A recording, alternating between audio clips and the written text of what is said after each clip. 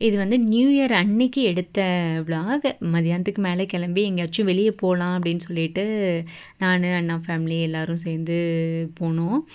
ஆக்சுவலாக நியூ இயர்க்கு இதுதான் ஃபஸ்ட் டைம் என் ஹஸ்பண்ட் இல்லாமல் செலிப்ரேட் பண்ணுறது.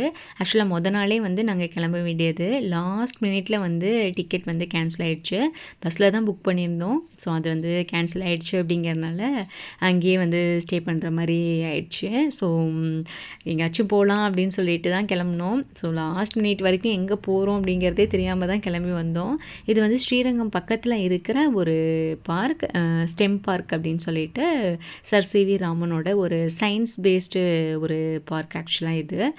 இதுக்கு முன்னாடியே இங்கே வந்திருக்கோம். உள்ளேயே வந்து பார்த்திங்கன்னா சோலார் சிஸ்டம், அப்புறம் வந்து பிளானட்டேரியம் எல்லாமே இருக்கும். ஸோ லாஸ்ட் டைம் வந்தப்பவே வந்து எல்லாமே எக்ஸ்ப்ளோர் பண்ணியாச்சு. ஸோ இந்த டைம் வந்து பசங்களை கொஞ்சம் நேரம் விளையாட விட்டுட்டு அப்படியே கொஞ்சம் நேரம் அவங்கள என்டர்டெயின் பண்ணிவிட்டு எங்களுக்கும் வந்து ஷாப்பிங் ஒர்க்கும் இருந்துச்சு. ஸோ அதெல்லாம் முடிச்சுட்டு கிளம்பலாம் அப்படின்னு சொல்லிட்டு தான் வந்தோம். ஸோ இந்த பார்க் வந்து உள்ளே என்ட்ரு ஆனதுமே வந்து பார்த்திங்கன்னா யூஸ்வலாக எல்லா பார்க்லேயும் இருக்கும் இல்லையா, பசங்களுக்கு கொஞ்சம் விளையாட அந்த ரைட்லாம் அந்த மாதிரி தான் வந்து ஃபஸ்ட்டு செஷன் வந்து அந்த மாதிரி இருக்கும். அதுக்கும் அடுத்த செஷன் வந்து பார்த்திங்க அப்படின்னா சயின்ஸ் ரிலேட்டடான தீமாக இருக்கும். ஸோ பசங்க அதெல்லாம் எக்ஸ்ப்ளோர் பண்ணிவிட்டு அதெல்லாம் வந்து ஜாலியாக என்ஜாய் பண்ணிகிட்டு இருந்தாங்க.